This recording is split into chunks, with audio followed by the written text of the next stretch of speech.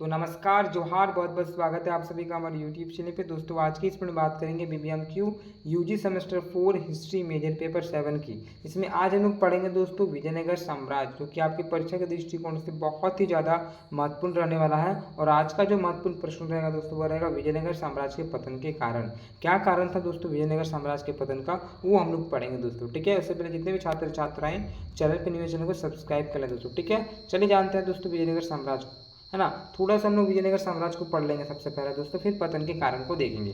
दोस्तों विजयनगर साम्राज्य की स्थापना की बात की जा सकती है तो विजयनगर साम्राज्य की स्थापना 1336 ईस्वी में, ठीक है, दो भाइयों ने दोस्तों हरिहर एवं बुक्का ने की। ठीक है, देखिए विजयनगर साम्राज्य की जो स्थापना हुई वो 1336 में हुई थी। आपको एक नंबर में पूछा जा सकता है भाई कब हुई, तो आप बोलेगा 1336। किसने किया, तो हरिहर एवं बुक्का नामक दो भाइयों ने मिलकर की दोस्तों। ठीक है, चलिए, और इसके संस्थापक अगर पूछे तो आप यही बोलिएगा हरिहर एवं बुक्का, है ना।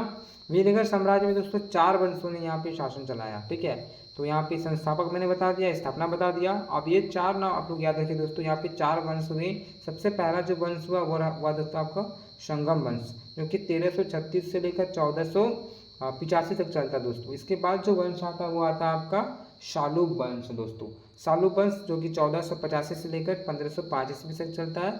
फिर तुलुक वंश आता है दोस्तों। ठीक है, तुलुक वंश आपका 1505 से लेकर 1570 तक रहा। फिर अराइवीडु वंश आता है जो कि 1570 से लेकर 1650 तक रहता है दोस्तों। ठीक है, इस प्रकार से मैंने आपको 4 वंश बता दिया। 4 वंश से दोस्तों। ठीक है, पहला वंश आपका संगम वंश, शालूब वंश, तुलुक वंश और अराइवीडु वंश, 4 वंश रहेंगे दोस्तों। ठीक है, चलिए अब बात कर लेते हैं दोस्तों विजयनगर साम्राज्य के पतन के कारण। दोस्तों विजयनगर वीर राजाओं के कारण, ठीक है, उन्नति, प्रतिष्ठा, विजयों में सर्वश्रेष्ठ रहा। परंतु राजा कृष्णदेव राय के बाद साम्राज्य में अनेक दोष आने लगे, जिससे इनका पतन हुआ दोस्तों। देखिए होता ही यूँ है कि जब तक भाई राजा कृष्णदेव राय थे तब तक यहाँ पे बहुत अच्छा शासन चला और ये शासनकाल चलता रहा। लेकिन भाई जैसे ही कृष्णदेव राय की मृत्यु होती है, इसके बाद क्या होता है ना कि उसके बाद जितने उसके उत्तराधिकारी होते हैं वो उतना योग्य नहीं था जो शासन को सही तरीके से चला सके दोस्तों। इस कारण से इसका पतन के कारण आप बोल सकते हैं दोस्तों। ठीक है, तो विजयनगर साम्राज्य के पतन के कारण इस प्रकार से पॉइंट बना के आप आराम से लिखिएगा, एक चीज़ को बारीकी से समझ लीजिए दोस्तों, फिर परीक्षा में आप लोग आसानी से लिखिएगा। सबसे पहला आप बोलेगा दोस्तों अयोग्य शासक। क्या बोलना है दोस्तों, अयोग्य शासक। पतन का पहला कारण बोल सकते हैं अयोग्य शासक दोस्तों। कृष्णदेव राय के बाद, है ना, कि राजा उतने योग्य नहीं थे, अतः भी आक्रमण, ठीक है, को सामना नहीं कर पाते थे। भाई जब कृष्णदेव राय थे तो कृष्णदेव राय के बाद जो शासक आए वो उतने योग्य नहीं थे कि वो आक्रमण को रोक पाए दोस्तों, आक्रमण की सामना कर पाए, आक्रमणकारी से वो डर जाते थे।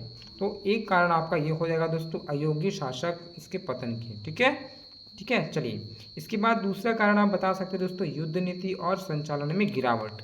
दोस्तों यहाँ पे क्या बोलना है आपको, कृष्णदेव राय के बाद सैनिक शक्ति, संगठन, है ना, कुशलता नहीं रही, अतः विजयनगर पराजित हो गया। तो भाई सबसे पहले तो अयोग्य शासक ही ठीक नहीं रहा। इसके बाद भाई इसका शक्ति कैसा ठीक ठाक रहेगा, संचालन कैसे होगा, है ना, युद्ध की नीति सही तरीके से होना चाहिए। अगर युद्ध हम लोग लड़ने जा रहे हैं तो राजा अच्छा होना चाहिए, उसका नीति अच्छा होना चाहिए, संगठन मजबूत होना चाहिए दोस्तों, सैनिक शक्ति अच्छा होना चाहिए। इसको करे कौन, एक कुशल शासक ही कर सकता है। तो शासक कुशल नहीं होने के कारण से, सैनिक शक्ति, संगठन कुशल नहीं होने के कारण से इसका एक पतन का कारण आपका हो जाता है दोस्तों। इसलिए हार का सामना करना पड़ा। 2 आप बता दिए। इसके बाद आप लोग क्या बोलना है दोस्तों, अयोग्य शासक, युद्ध नीति और संचालन में गिरावट, ये 2 चीज़ हो गया। इसके बाद बोल सकते दोस्तों विजयनगर का वैभव।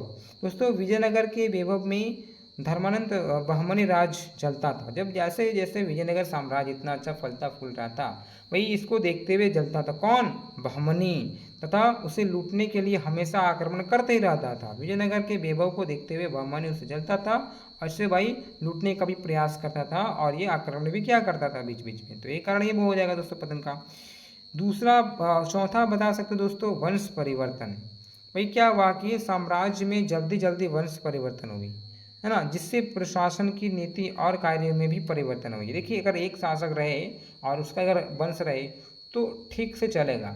अब धीरे धीरे वंश परिवर्तन हो जाए, शासक चेंज होता जाए, तो कहीं ना कहीं जो नीति चल रहा था, जो नियम चल रहा था, वो नहीं चल पाएगा दोस्तों। ठीक है, उसमें परिवर्तन आएगी जो स्थापित होने के लिए हानिकारक होता है दोस्तों। तो इस कारक से एक कारण हम बता सकते हैं वंश परिवर्तन। अगर वंश राजा चेंज होता जाएगा सत्ता पे, मान लीजिए यहाँ पे प्राइम मिनिस्टर आए हैं, अब कल फिर प्राइम मिनिस्टर चेंज होगा, चेंज होता रहे तो शासन क्या सभी प्राइम मिनिस्टर एक जैसा रखेगा क्या? नहीं रखेगा। सबकी नीति एक रहेगी कि नहीं रहेगी? तो इस कारण से भी पतन का एक कारण हो जाता है दोस्तों। ठीक है, तो वंश परिवर्तन चौथा हो गया। आगे देखेंगे, आगे आप बोल सकते हैं दोस्तों भाई निरंकुश शासक। विजयनगर साम्राज्य के अधिकांश शासक निरंकुश होने के कारण जनता में लोकप्रियता नहीं बना पाई दोस्तों। ठीक है, एक कारण ये भी बता सकते हो। आगे आप पतन के कारण में बताना है दोस्तों गोलकुंडा तथा बीजापुर के विरुद्ध सैनिक अभियान। नहीं दोस्तों, गोलकुंडा तथा बीजापुर के विरुद्ध सैनिक अभियान। देखिए इस अभियान से क्या हुआ, दक्षिण की मुस्लिम जो रियासतें थी, है ना, दक्षिण की मुस्लिम रियासतों ने एक संघ बनाया। इस कारण से विजयनगर साम्राज्य की सैनिक शक्ति को कमजोर पड़ गई। देखिए गोलकुंडा और बीजापुर के विरुद्ध अभियान जो चलाया गया, इसके लिए क्या किया, जो दक्षिण के जो मुसलमान थे, जो मुस्लिम थे, उस मुस्लिम रियासतों ने एक संघ बनाया और इसी के खिलाफ युद्ध की नीति बनाने लगे दोस्तों। ठीक है, तो इसके लिए इसके जो सैनिक क्षमता वो कम हो गई दोस्तों। अब थोड़ा देखेंगे पड़ोसी राज्य से शत्रुता, है ना। आप किसी चीज़ का अगर अंत होता है, पतन होता है, उसके बहुत सारे कारण होंगे। उसका अगर पड़ोसी कोई है वो भी जलेगा उससे, है ना। तो वहीं यहाँ पे बोल सकते हो पड़ोसी राज्य की शत्रुता। भाई पड़ोसी राज्य से शत्रुता होने के कारण विजयनगर साम्राज्य का हमेशा अपने पड़ोसी राज्य से संघर्ष होता रहता था। पड़ोसी से शत्रुता होने से क्या हुआ भाई कि विजयनगर का है ना हमेशा पड़ोसी राज्य से उसका संघर्ष चलते रहा है। इसके कारण क्या हुआ, विजयनगर साम्राज्य की स्थिति, ठीक है, वहाँ की जो शक्ति थी वो हीन होने लगी दोस्तों। ठीक है, अब भाई बगल में ही अगर कोई आपका दुश्मन रहे आपके आस पड़ोस में, तो आप इतना बेहतर नहीं कर पाओगे, कर ही कीजिएगा, ऐसा बात नहीं। लेकिन अगर वो आपको बीच बीच में टांग अड़ाते रहे तो कहीं ना कहीं थोड़ा थोड़ा करके तो उसमें, है ना, समस्याएं आएंगी। और ऐसा एक बार आएगा कि भाई वो भी 3-4 लोग के साथ हाथ मिला के कहीं आक्रमण ना कर दे भाई। तो पड़ोसी राज्य की शत्रुता भी एक कारण हो जाता है भाई। उसकी शत्रुता जो है एक रीज़न आप बोल सकते हो क्या, पतन के, किसके, विजयनगर साम्राज्य के। क्लियर, तो चलिए आठवां कारण हम लोग देख लेंगे। देखिए मुस्लिम संघ से युद्ध, मैंने आपको बताया भाई ये लोग तो जो दक्षिण के मुसलमान लोगों ने क्या किया, मुस्लिम रियासतों ने यहाँ पे संघ बनाया। अब बहमनी राज्य जब विजयनगर को पराजित नहीं कर सका, जब बहमनी भी तो जलता था इससे कि भाई वो इतना फल फूल रहा है, हिंदुओं का मतलब क्या बोल सकते हैं साम्राज्य है, इतना अच्छा डेवलप कर रहा, तो जलता था।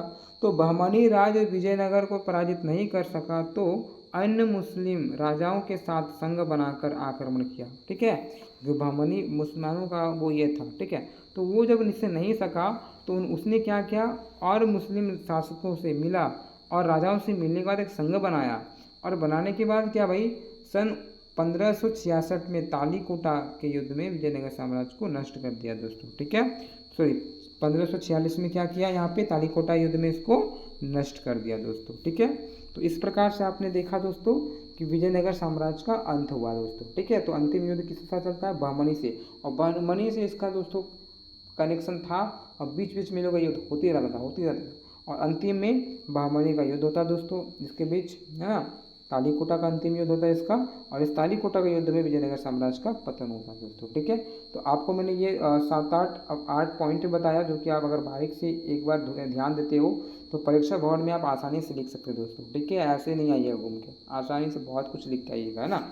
तो इस प्रकार से मैंने बताया। निष्कर्ष क्या निकलता है दोस्तों इसका, तो आप बोल सकते हो भाई कि जो विजयनगर था ना, विजयनगर जो है राज्य की स्थापना और साम्राज्य के निर्माण में हरिहर और बुक्का एवं राजा कृष्णदेव राय की वीरता, है ना, कुशलता आदि की भूमिका थी। हिंदुओं के लिए यह गर्व, प्रतिशोध एवं पुनर्निर्माण, आत्मविश्वास और आत्मशक्ति के विकास के लिए अत्यंत महत्वपूर्ण था। हम लोग अगर विजयनगर साम्राज्य को पढ़ते हैं तो हिंदुओं के लिए भाई बहुत गर्व की बात, आत्मविश्वास की बात होनी चाहिए। यद्यपि इसका पतन हो गया परंतु इसका मूल भावना जीवित रही। इसके कारण से शिवाजी ने मूल साम्राज्य को चुनौती दी और हिंदू समाज कभी निराश नहीं हुआ।